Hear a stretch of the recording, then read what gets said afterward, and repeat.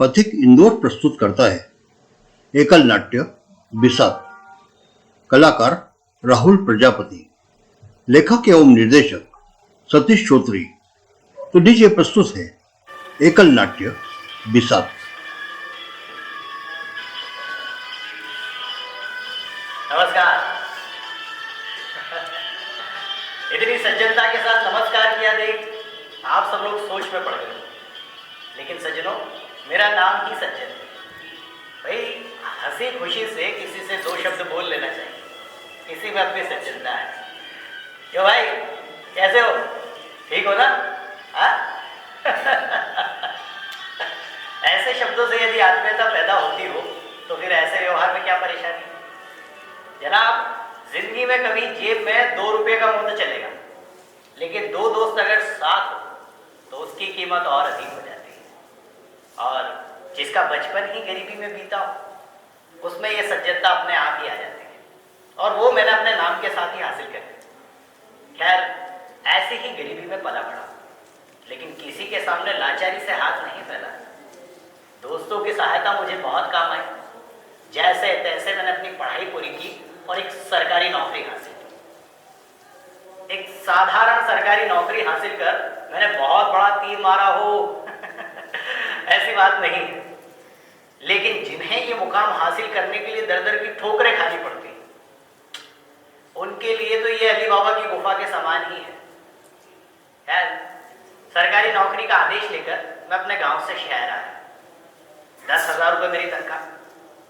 मैंने तय किया 4,000 रुपये प्रति माह अपनी माँ को भेजना और बचे हुए 6,000 में अपना गुजारा करना। वैसे शहर में रहकर 6,000 में गुजारा करना कठिन तो था ही भाई। ऑफिस जाना मतलब पहनने को ठीक ठाक 2 जोड़ी कपड़े तो होना ही चाहिए। कभी एक आध बार पिक्चर देखने जाना, 2 बार होटल में खाना खाने जाना, ये मेरा सपना था। यहाँ आकर कमरे की तलाश की, कहीं कोई अच्छा कमरा नहीं मिल पा रहा था, और जहां मिल रहा था उसका किराया जिनको पसंद नहीं आ रहा था। ऐसी परिस्थिति देख हमारे साथ में काम करने वाले रमाकांत ने कहा, अरे यार, तुम तो बहुत सज्जन आदमी हो, तुम्हें तो कोई भी कमरा दे देगा। तुम एक काम करो, वो रामबाग में कोने वाले मकान में कोई अण्णा साहब देश पांडे रहते हैं, एक बार उनके यहाँ जाकर पता करो, भाई वहां हो सकता है कोई कमरा खाली। अण्णा साहब के मकान की तलाश में मैं रामबाग पहुंचा, और अण्णा साहब के मकान की तलाश करके ही दम लिया।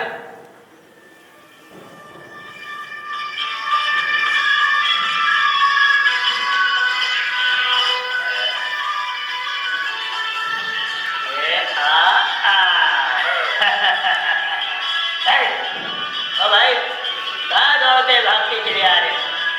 देखते नहीं मेरी बिसात बिछी हुई है, सारी मोहरे नीचे गिर जाएगी। क्या करूं? कमरे की तलाश में दौड़ते भागते परेशान हो गया मैं। कैसा कमरा और कौन हो? कौन तुम? जी हाँ, हमसे तो मैं सज्जन हूँ। तुम सज्जन हो या दुर्जन ये तो नहीं पूछा ना मैंने। सज्जन ही मेरा नाम है। सब लोग बाद में यही पूछते हैं, सो मैंने आपको पहले ही बता दिया है। ठीक है, ठीक है। और वो कमरा वमरा क्या कह रहे थे भाई? हाँ, कोई कमरा है क्या आपके यहाँ किराए पर? थोड़ा कम किराए पर चाहिए था मुझे। कमरा किराए पर देना है ऐसा कहीं बाहर लिखा हुआ दिखा क्या तुम्हें? नहीं, बाहर तो लिखा हुआ नहीं दिखा, लेकिन वो मेरे ऑफिस में रमाकांत है ना, उसने मुझसे कहा था कि वो रामबाग में कोने वाले मकान में कोई अण्णा साहब देश पांडे रहते हैं, उनके यहाँ जाकर पता करो। जया, जरा मेरी वो टोपी और लकड़ी लाना, तो देखता हूँ ये रमाकांत का पिल्ला कौन है। कहाँ जाते हो? ये कोई उम्र है तुम्हारी झगड़ा करने की? और मैं कहती हूँ किसी से 2 शब्द प्यार से बात नहीं कर सकते क्या? वो बेचारा जैसे तैसे तो यहाँ आकर पहुंचा है। हाँ बेटा, क्या नाम क्या है तेरा? जी वो सज्जन। बहुत अच्छा नाम है। उससे क्या होता है मौसी, रहने के लिए कोई कमरा तो होना ही चाहिए। वैसे कमरे तो बहुत मिलते हैं, लेकिन किराया कितना? मुझे तनख्वाह 10,000, जिसमें से 4,000 भेजूंगा अपनी माँ के पास, बचे हुए 6,000 में 3,000 रुपए दिए किराए के, तो 3,000 में मैं अपना महीना कैसे चलाऊंगा? सही बात है बेटा। घर में कौन कौन है तुम्हारे? जी माँ और मंगला। मंगला मेरी छोटी बहन। पिताजी मेरे बचपन में ही गुजर गए। माँ ने लोगों के यहाँ काम कर करके मुझे पढ़ाया। वैसे मैंने कहा उसे कि अब लोगों के यहाँ काम करना बंद कर दो लेकिन वो किसकी सुनने वाली है। वो कहती है जिंदगी भर किया, अब किस बात की शर्म। अरे तो सभी को ले आता ना यहाँ। मैंने कहा था उसे, लेकिन वो बोली मैं तेरे यहाँ आई तो मेरा लोगों के यहाँ काम करना तुझे शोभा नहीं देगा। अब तो तू बाबू बन गया ना ऑफिस में। मैं ठीक हूँ अपने गांव में, यहाँ रहकर 2 पैसे बचेंगे तो मंगला की पढ़ाई में ही काम आएंगे। खुद तो है अनपढ़, लेकिन पढ़ाई का उसे भारी शौक। हाँ धीरे धीरे ही सही, लेकिन साफ साफ हस्ताक्षर करती है वो अपने। जानकी बाई, जानकी बाई। अरे वो कमरे की बात तो रह ही गई, वो तो रमाकांत ने कहा था इसलिए। अरे कौन रमाकांत? अच्छा, वो ऑफिस वाला। अच्छा ठीक है। हनुमान चालीसा आती है क्या तुम्हें? जी यहाँ आया तब से रोज ही बोलता हूँ। माँ ने कहा पहली बार ही घर से बाहर रह रहे हो, रात को कभी सोते समय डर लगे तो हनुमान चालीसा बोलकर ही सोया करो। जय हनुमान ज्ञान गुण सागर जय कपी सिद्धि लोग। हाँ ठीक है भाई ठीक है। और सूर्य नमस्कार आता है क्या तुम्हें? अब मुझे समझ नहीं आ रहा था कि एक कमरे से सूर्य नमस्कार का क्या संबंध। यहाँ किसको इतनी फुर्सत थी रोज सूर्य नमस्कार लगाने की, लेकिन क्या करता, मैंने तो ठोक दिया। जी आते हैं ना, रोज नहीं लेकिन कभी कभी लगा लेता हूँ 5-7 और कभी कभी तो 10 है। क्या कहा? 5-7 बस धरती। अरे इस उम्र में तो कम से कम 100 सूर्य नमस्कार लगानी चाहिए। भाई हमारे देश का जवान तंदुरुस्त होगा तभी तो देश तंदुरुस्त होगा। क्यों परेशान कर रहे हो बेचारी को? अरे भाई परेशान करेगा, अब कमरा देना हो तो ठीक से छानबीन नहीं कर लेनी चाहिए क्या? आप लोग मुझे कमरा देंगे? कमरा मिलेगा तुम्हें, लेकिन मेरा इंटरव्यू पूरा होने के बाद। अच्छा ये शतरंज खेलते आता है क्या तुम्हें?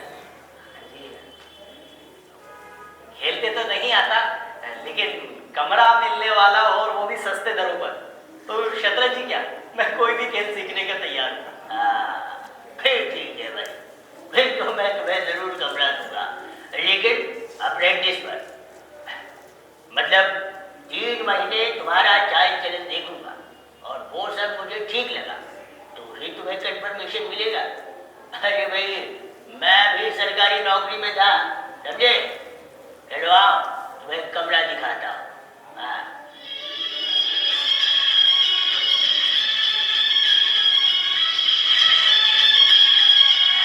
आ जाओ भाई, आ जाओ। ये है तुम्हारा कमरा। और ये पीछे वाला दरवाजा, लेकिन तुम्हारा आना जाना सामने वाले दरवाजे से ही होगा। और सुनो, हम तुम्हें सज्जू कहेंगे। हाँ क्या? सज्जू? क्यों पसंद नहीं आया हो तो कमरा कैंसिल। सज्जू तो बहुत अच्छा नाम है, लेकिन वो किराए के बारे में तो आपने अभी तक कुछ बताया नहीं। बार बार किराए के बारे में मत पूछो, नहीं तो उसी क्षण तुम्हारा सारा सामान बाहर फेंक दूंगा, समझे? लेकिन मैं तो अभी लाया नहीं।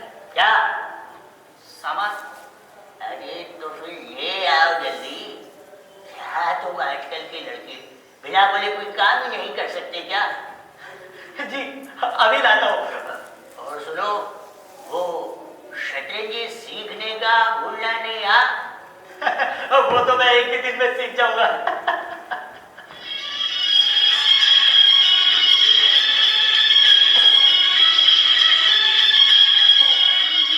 मैं सामान लेकर आया। सामान वैसे कुछ ज्यादा था नहीं, 2-3 बर्तन, एक दरी और एक स्टोव। खाना घर पर ही बनाने का तय किया था। सामान लाता देख अन्ना साहब बहुत खुश हुए। मैं उन्हें रोकता तब तक तो मेरा कुछ सामान और दरी उठाकर अंदर ले जाने लगी। कमरे में जाकर देखा तो दया मौसी ने सारा कमरा साफ करके रखा था। मुझे थोड़ा बुरा लगा, लेकिन उनका ये उत्साह देखकर मैं कुछ न बोल सका। मेरा सामान देखकर अन्ना साहब कहने लगे,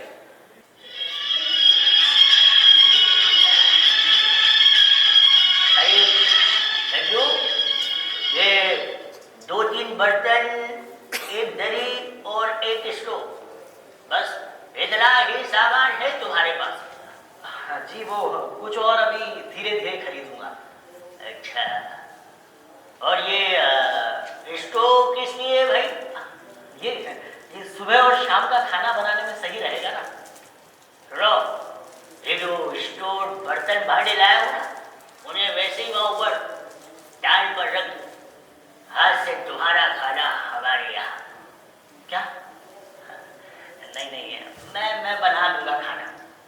फेंकू क्या सामान बाहर? सुनो भाई, मुझे किसी बात में ना सुनने की आदत नहीं है, समझे?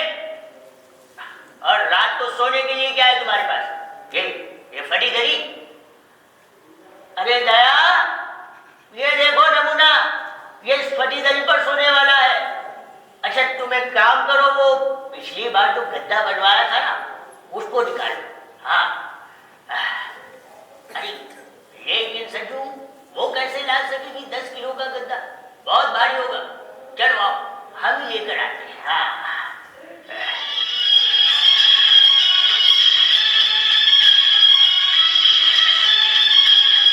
नहीं नहीं कहते हुए वो 10 किलो का गद्दा मेरे कमरे में विराजमान हो ही गया। कमरा मिल गया, सोने के लिए गद्दा मिल गया, खाना बनाने से भी मुक्ति मिल गई। साथ ही नाम के अनुसार दयालु दया मौसी का सहारा भी मिल गया। लेकिन अन्ना साहब का स्वभाव मुझे कुछ समझ नहीं आ रहा था। लेकिन मैंने भी तय कर लिया था, जैसे भी हो एडजस्ट करना। खाना खाने का समय हुआ। मैं अपने कमरे में बैठकर कुछ सोच ही रहा था कि अन्ना साहब खुद ही मुझे खाना खाने के लिए बुलाने आए। हम तीनों साथ ही खाना खाने बैठे। दया मौसी की भागदौड़ देख मैंने भी उन्हें खाना लगाने में मदद की। अन्ना साहब खुश नजर आ रहे थे। कहने लगे, अरे भाई सिद्धू, तेरे साथ साथ आज मेरा भोजन भी कुछ ज्यादा ही हो गया। कृतज्ञता भरी नजरों से मैंने दया मौसी की ओर देखा और कुछ ना बोलते हुए अपने कमरे में विराजमान हो गया। आज 1 महीने बाद मुझे अपना एक स्वतंत्र कमरा मिला था। दरवाजा बंद कर मैंने अपनी खुशी का इजहार किया। अब सवेरे 8 बजे के पहले उठना नहीं, ऐसा मन ही मन सोचते हुए मैं सो गया। लेकिन अन्ना साहब के मन में तो कुछ और ही चल रहा था। सवेरे 4 बजे ही उन्होंने मेरा दरवाजा खटखटाया।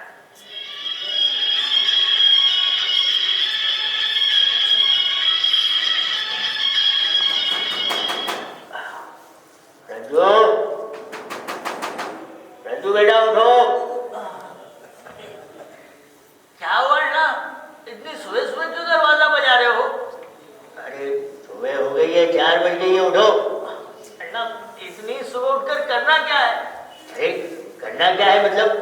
सुबह 4 बजे उठकर कम से कम 5 किलोमीटर का मॉर्निंग वॉक तो होना ही चाहिए। क्या क्या कहा? 4 किलोमीटर? हाँ, और उसके बाद सूर्य नमस्कार भी।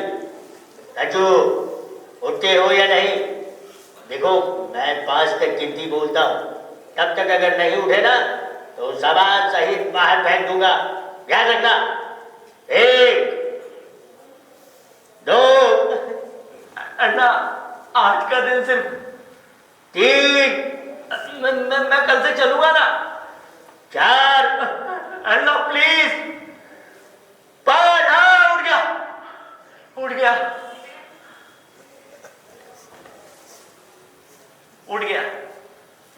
नहीं उठता तो कहाँ जाता? कमरा चाहिए था ना मुझे। भारी मन से उठकर बैठा, मुंह पर पानी मारा, कुल्ला किया और जमाई लेते लेते अन्ना साहब के पीछे पीछे चल पड़ा। तकरीबन 3-4 किलोमीटर की पैदल यात्रा के बाद अन्ना रुके और बोले, अरे सिद्धू, रुको भाई, रुको। ये जगह अच्छी है सूर्य नमस्कार के लिए। अन्ना आज इतना पैदल चले, नमस्कार बाद में कभी। अरे बाद में क्यों? इस उम्र में व्यायाम नहीं करोगे तो कब करोगे? चलो शुरू करो। हाँ, गहरी सांस लो। अब नीचे झुको। ये अब एक पैर पीछे।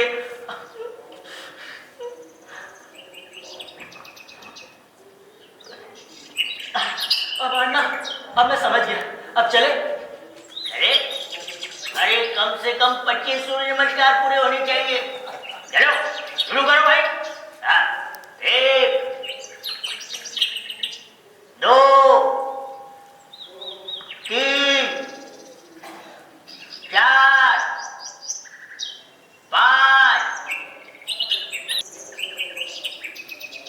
नहीं नहीं कहते हुए पूरे 25 सूर्य नमस्कार के बाद ही अन्ना साहब के मन को तसल्ली हुई। घर पहुंचते ही दया मौसी ने दूध का ग्लास मेरी तरफ बढ़ा दिया। मैं बहुत थक गया था, सोचा थोड़ी देर आराम कर लूं। लेकिन अन्ना साहब सामने नजर आते थे। मैं नहा धोकर अपने ऑफिस जाने की तैयारी में लग गया। अन्ना साहब वहीं बगल वाले कमरे में टहल रहे। वो बीच में ही बोल पड़े। अरे दया, बन गया क्या खाना? देखो कहीं हमारा शेड्यूल लेट ना हो जाए। अरे अन्ना चलेगा 10-15 मिनट लेट, वैसे मैं ऑफिस में बोलकर ही आया हूँ। अरे नहीं भाई, ऑफिस का समय तो साधना ही चाहिए। No late.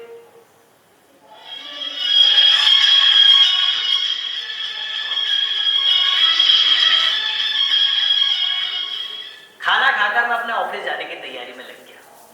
दोनों बड़े उत्साह से कहने लगे, बैग पेन लिया या नहीं, डिब्बा याद रखकर खा लेना, चाय ज्यादा मत पीना।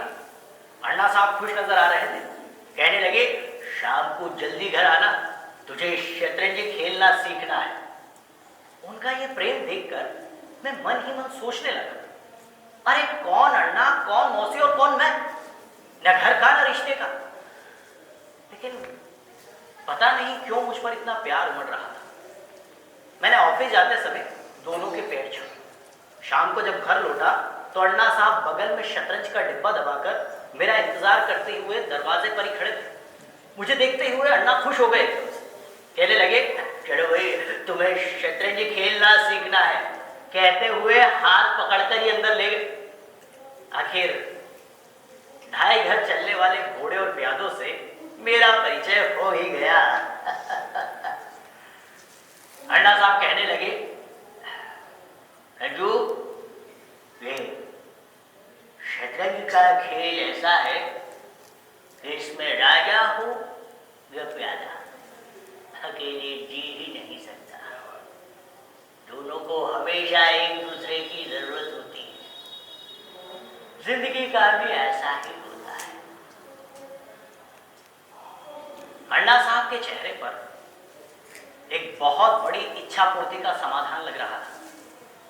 शाम को मौसी को गीता भी पढ़कर सुनाई।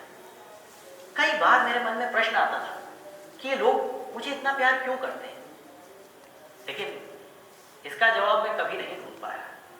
एक शाम मैं ऑफिस से घर लौटा, मन थोड़ा उदास था, थोड़ा सरदर्द, बदन में कुछ हरारत। होता है कभी कभी ऐसा, इसमें कोई घबराने वाली बात है क्या? लेकिन अन्ना साहब ने इस बात को बड़ी गंभीरता से लिया।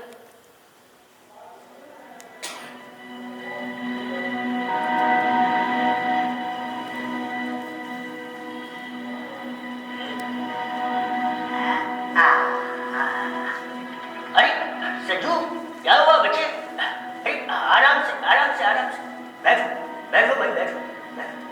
हाँ आराम से। अरे तुम्हारा तो बदन गर्म लग रहा है। दया, ओ दया, इसे बढ़िया अदरक वाली चाय बनाकर पिलाओ। मैं जरा डॉक्टर के पास जाकर आता हूँ। अरे अन्ना, डॉक्टर की क्या जरूरत है? थोड़ा आराम करूंगा तो सब ठीक हो ही जाएगा। अरे नहीं नहीं, हाँ तो डॉक्टर के पास जाकर ही आओ। अरे भाई अब तो आदेश हो गया, जाना ही पड़ेगा।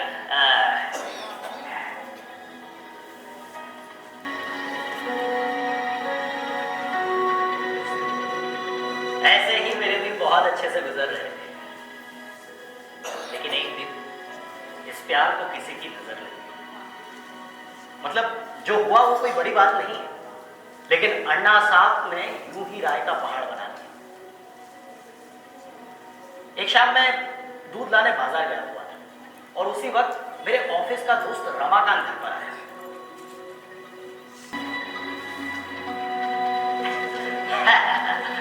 हाय, संजू है क्या? ये क्या है भाई? हाय, हाय मतलब हेलो, नमस्कार। हाँ, ठीक है ठीक है। आओ, क्या काम है? वो कह रहे कि संजू और मैंने आज रात को पिक्चर का प्लान बनाया है। क्या पिक्चर? और वो भी रात को? अरे इस शहर के हालात देख रहे हो तुम? इस शहर अब रात को बाहर निकलने लायक नहीं रहा, समझे? हाँ वो ठीक है, लेकिन वो सज्जन ने ही प्लान बनाया था तो वो है का? अरे कहा होगा तुझे, लेकिन यहाँ बड़ा कौन है, मैं कि संजू? हाँ ठीक है, बड़े तो आप ही है। फिर मेरी बात मानोगे या फिर संजू की? बोले रात को पिक्चर देखने जाएंगे। अरे लेकिन कभी एक आध बार चले गया तो क्या बिगड़ने वाला है? क्या बिगड़ने वाला है? अच्छा देख भाई, तेरे साथ संजू रात को पिक्चर देखने जाएगा, फिर रात को देर से घर लौटेगा, फिर सुबह देर से उठेगा, फिर मेरे साथ घूमने कौन जाएगा? सूर्य नमस्कार कौन करेगा? ये सूर्य नमस्कार का क्या चक्कर है? और कभी एक आध बार नहीं गया सूर्य नमस्कार के लिए तो क्या फर्क पड़ता है? क्या फर्क पड़ता है? क्या निकल यहाँ से? संजू नहीं आएगा पिक्चर देखने। ठीक है, मैं जाता हूँ। जिंदगी के सफर में गुजर जाते हैं जो मत। कहाँ गया था तू? दूध लाने? क्यों, क्या हो गया? क्या हो गया? पिक्चर जाने वाले थे भाई तुम, वो भी रात को। अच्छा, मतलब रमाकांत आ गया यहाँ पे, मैं आपको बताने ही वाला था। क्या बताने? यही कि रात को पिक्चर देखने जा रहा हूँ, फिर सुबह देर से उठूंगा, यही ना? अरे लेकिन अन्ना। कोई लेकिन कुछ नहीं, मैंने वापस भेज दिया उसे। बैठो घर पे। रात को पिक्चर देखने जाएंगे।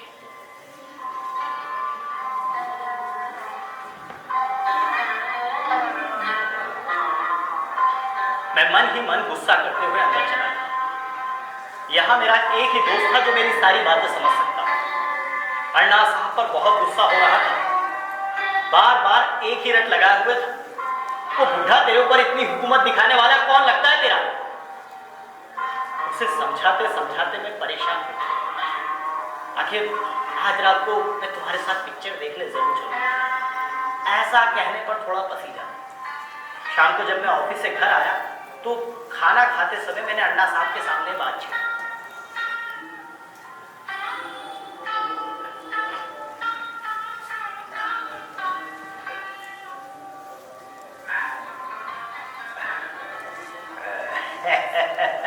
जया, आज खुशबू बहुत अच्छी आ रही है खाने की।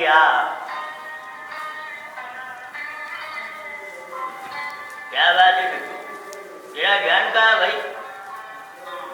अन्ना, मैं क्या कह रहा था कि वो आज रात को मैं पिक्चर देखने जा रहा हूँ। क्या फिर वही बात? रात को पिक्चर देखने जा रहे हो? इस शहर के हालात देख रहे हो तुम? हाँ अन्ना वो ठीक है, लेकिन वो आज मैंने रमाकांत से वादा किया है। अरे लेकिन मेरे पूछे बगैर तुमने उससे कैसे वादा कर लिया? सुबह बहुत नाराज हो रहा था वो, उसे दुखी होता हुआ मैं नहीं देख सकता। अच्छा, मतलब हम दुखी हुआ तो चलेगा तुम्हें? जाने दो ना, बच्चा जवान है, होती है इच्छा इस उम्र में अपने दोस्तों के साथ मौज मस्ती करने की। जाने दो उसे। यही गलती करते हो तुम लोग, यहीं पर संभालना चाहिए बच्चों को गलत रास्ते पर जाने से। अरे कौन सा गलत रास्ता लेकर बैठे? अब इस उम्र में बच्चे क्या साधु संतों जैसे रहेंगे क्या? अब तुम बीच में मत बोलो, मैंने एक बार कह दी, संजू पिक्चर देखने नहीं जाएगा, बस। ना, मैं पिक्चर देखने जाऊंगा। क्या क्या कहा? मेरी इच्छा के विरुद्ध? हाँ ना, मेरी मजबूरी है। ठीक है, जाओ तुम पिक्चर देखने। जैसा तुम्हें अच्छा लगे करो। हम कौन होते हैं बोलने वाले?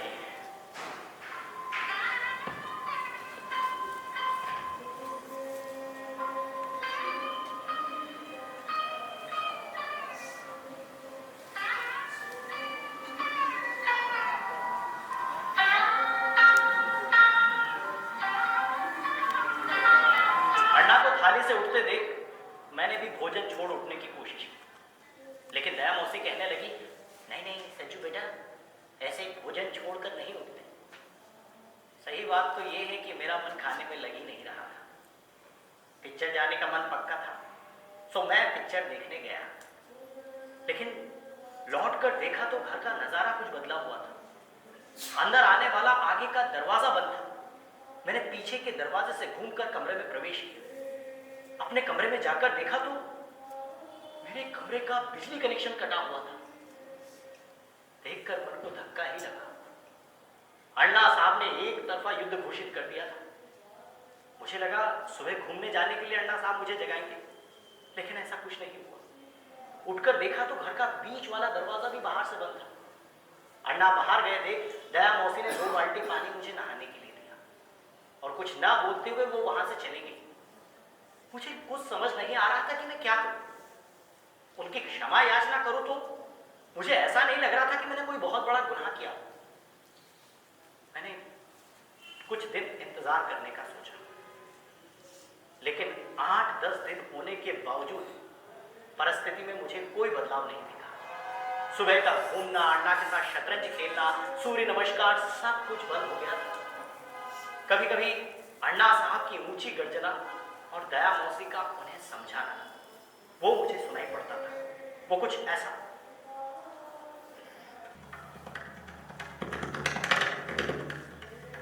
अरे क्या समझता क्या है अपने आप को? किसी सरकारी नौकरी में एक मामूली सा बाबू बन गया है तो क्या कलेक्टर बन गया है क्या? क्या हमने नहीं की कभी नौकरी? धीरे बोलो, वो सुन लेगा। सुनता है तो सुनने दो। धीरे बोलो। बोलूंगा और जोर से बोलूंगा। क्या डर है क्या किसी का? और मैं क्या गलत कह रहा हूं? एक मामूली सा बाबू और मिजाज देखो अधिकारी के। बच्चा है वो, उससे गलती हो गई। मैं कहती हूँ उससे माफी मांग ले। खबरदार अगर तुमने उसे कुछ कहा तो। अरे उसे खुद सोचना चाहिए, बड़ों का मान सम्मान है या नहीं। कभी कुछ सुनना मत मेरी। झगड़ा आपका और जान जाती है मेरी। न खाने में कोई स्वाद, न आंखों में नींद। तुझे क्या तकलीफ है दया? और तुझे क्या लगता है हम इसके बगैर जी नहीं सकते? अरे रहेंगे अकेले, पहले भी अकेले थे। कुछ बिगड़ा है क्या हमारा? जिंदगी रुकती है क्या किसी के बगैर? और तुम भी पगली हो, यूं ही किसी के लिए भी आंसू बहा रही। अरे कौन सज्जू, कहाँ का सज्जू? हमने सहारा दिया है उसे। रहने खाने पीने की व्यवस्था हमने की है उसकी। प्यार और दुलार हमने दिया है उसे, और हम ही इसके आगे नतमस्तक हो जाए? अरे हट!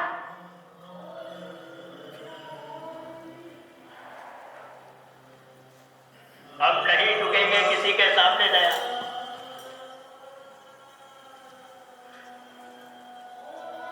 हम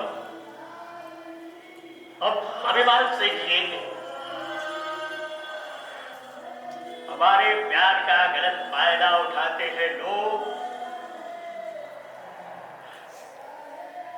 तो मैं कहता हूं दया, इंसान किसी से प्यार न करे। ये प्यार एक चलावा है। किसने किया किसी से प्यार, वो प्यार कर पछताया है। सारे रिश्तों का मूल होता है, जिसे चाहा अपनाता है, वो उसके प्यार में दिल रोता है, उसके जाने से विकल होता है।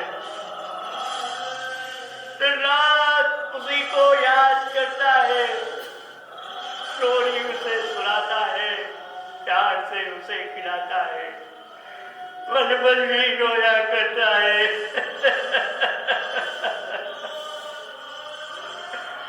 इंसान किसी से प्यार न करे, ये प्यार एक चलावा है, ये प्यार एक चलावा है।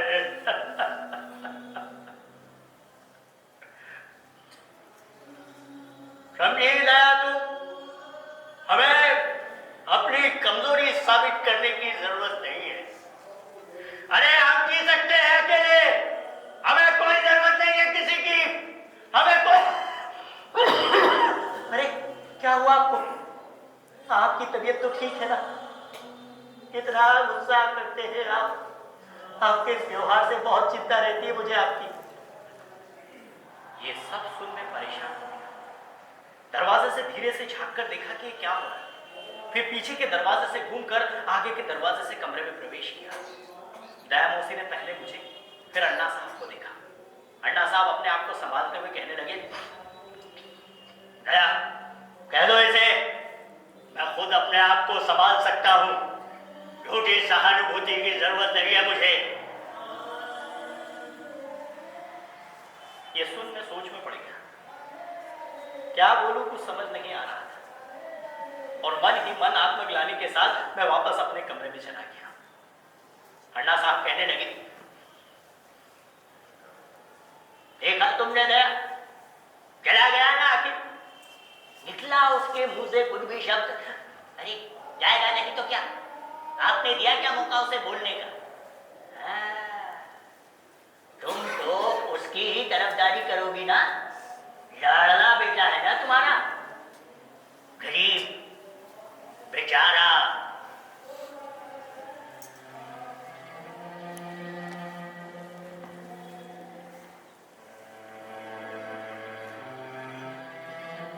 देखा, चित भी मेरी पट भी मेरी, केवल परेशानी।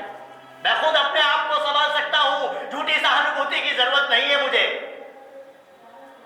जैसे मैं झूठी सहानुभूति दिखाने गया था वहां, माना कि उन्होंने मुझे रहने के लिए कमरा दिया, खाने पीने की व्यवस्था की, माँ बाप का प्यार दिया, इसलिए क्या मैं हमेशा उनके हाथ का खिलौना बनकर रहूं?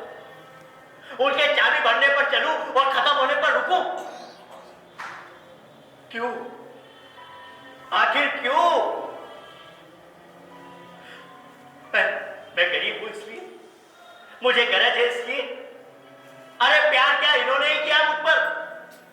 और मेरा सुबह जल्दी उठना, उनके साथ घूमने जाना, शतरंज खेलना, इच्छा ना होते हुए भी सूर्य नमस्कार करना, इसका कोई महत्व नहीं। अरे पिक्चर देखने क्या चला गया, बाहर सर पर उठा लिया। बस अब बहुत हो गया, मैंने भी सोच लिया है, ये कमरा खाली करना ही है। अगले ही दिन से मैंने कमरे की तलाश चालू कर दी। एक कमरा पसंद आया, लेकिन उसका किराया कुछ अधिक था। लेकिन जब अब खाली करने का सोच ही लिया तो आगे पीछे नहीं देखूंगा। मैंने कमरे का एडवांस दे दिया और दया मौसी को साफ साफ कह दिया, मौसी आज 26 तारीख है और ये 1 तारीख को मैं ये कमरा खाली करने वाला हूं।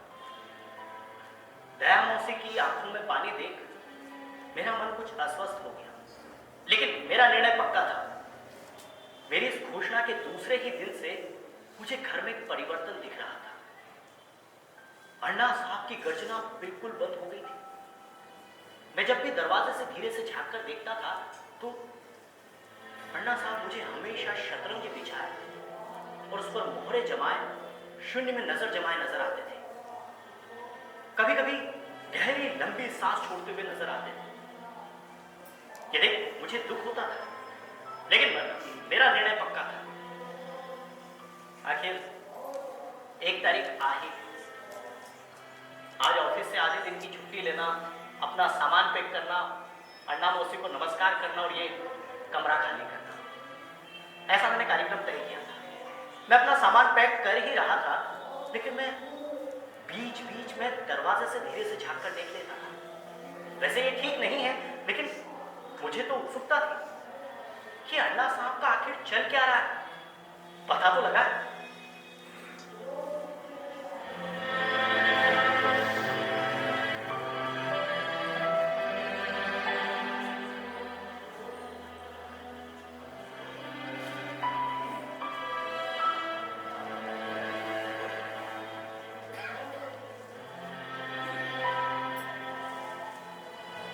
दया, सामान पैक करने की आवाज तो आ रही है। लगता है ये आज जाने वाला है।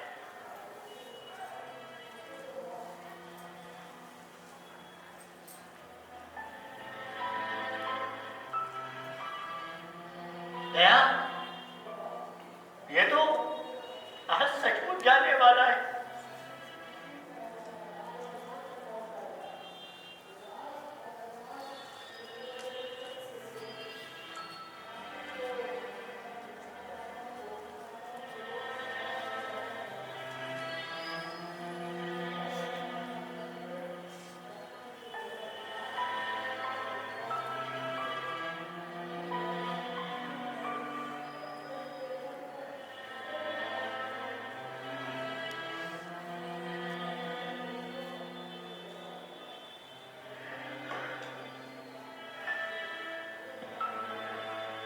दया, मैं जरा दूर तक घूम कर आता हूं। लौटने में शायद थोड़ी देर हो जाए। अरे कहाँ जा रहे हैं आप? नहीं नहीं, कहीं जाने की जरूरत नहीं है। कहीं कुछ ऊपर नीचे हो गया तो मैं कहाँ आपको ढूंढते फिरूंगी। नहीं नहीं, आप कहीं नहीं जाएंगे। नहीं दया, मेरी चिंता मत करो। मुझे कुछ अच्छा नहीं लग रहा है, जाने दो मुझे।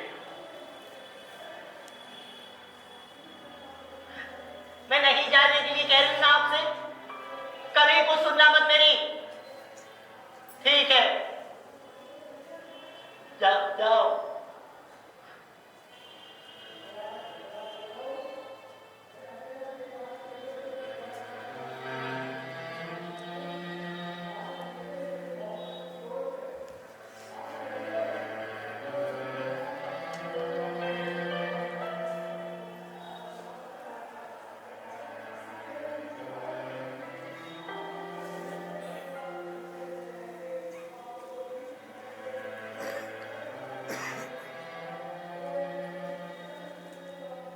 सज्जू, जा रहे हो? हाँ उसे सामान तो पैक कर ही लिया है। ख्याल रखना अपना। मौसी, नमस्कार करता हूँ। अरे सज्जू, तुम मुझे क्यों नमस्कार करते? मैं ही तुम्हारे हाथ जोड़ती हूँ सज्जू। हमें छोड़कर मत जाओ सज्जू, हमें छोड़कर मत जाओ। अरे मेरी जिंदगी का सहारा टूट जाएगा। वो बूढ़ा कितना दुखी है, तुम्हें कुछ समझ में भी आ रहा है क्या? तुम्हारे यहाँ से जाते हुए नहीं देख सकते थे वो, इसलिए खुद ही घर से बाहर चले गए हैं। दूर तक जाकर आता हूँ, ऐसा कहकर गए हैं। मुझे बहुत डर लग रहा है उनका। तुम्हारे वियोग की कल्पना से अपना सब कुछ खो बैठे हो। जैसे उनकी सारी भावनाएं किसी चट्टान के नीचे आकर दब गई। लेकिन मैं जानती हूँ अपना वो भारी मन कहीं भी हल्का नहीं करेगी, अपने दिल की बात किसी को नहीं कहेगी। मुझे पता है बेटा, उनके प्यार से तुम्हें तकलीफ पहुंची है, लेकिन सच कहूं वो तुझ में अपने बच्चे को ढूंढ रहे थे। हाँ, हमारा सज्जू, हमारा भी एक सज्जू था। 48 साल की उम्र में वो हमें छोड़कर चला गया।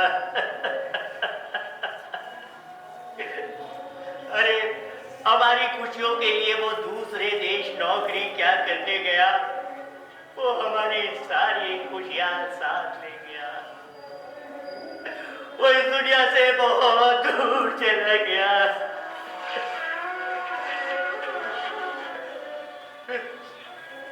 फिर तुम हमारी जिंदगी में आए, हमारी खोई हुई खुशियां फिर से लौट आई। अन्ना साहब के चेहरे पर फिर से खुशी चमकने लगी। मैं भी कैसी पगली हूं, तुमसे कुछ भी बोलने लगी। अरे मैं जानती हूं अपनी जिंदगी का बोझा अपने आप को ही ढोना पड़ता है। अपनी जिंदगी का बोझा अपने आप को ही ढोना पड़ता है। अपनी जिंदगी का बोझा अपने आप को ही ढोना पड़ता है।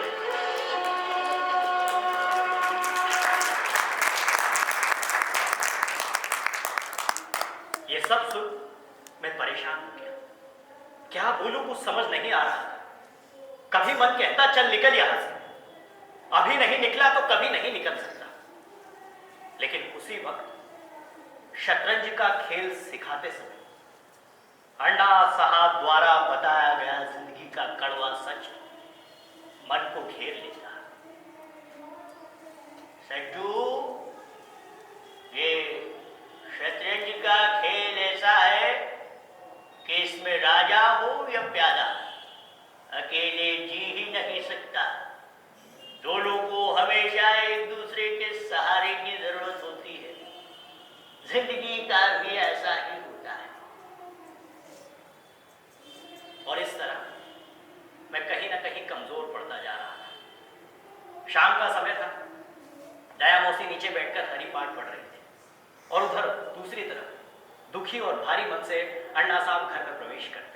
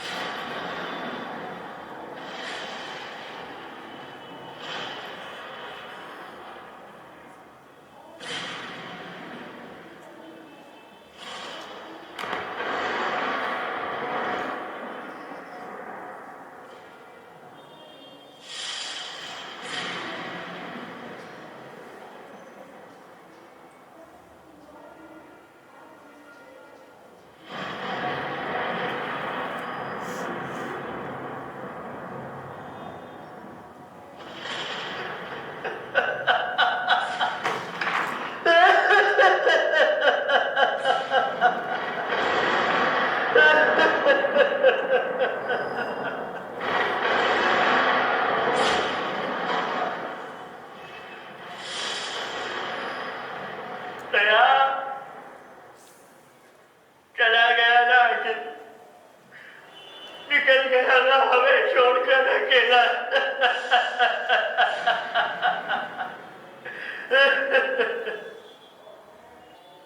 ये सब सुन मैं परेशान हो गया।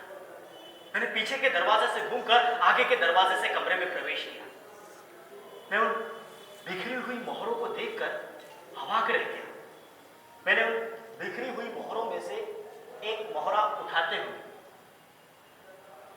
अन्ना साहब को दिखाते हुए बोला, अन्ना, ये शतरंज का खेल शुरू करें? हाँ, सज्जू,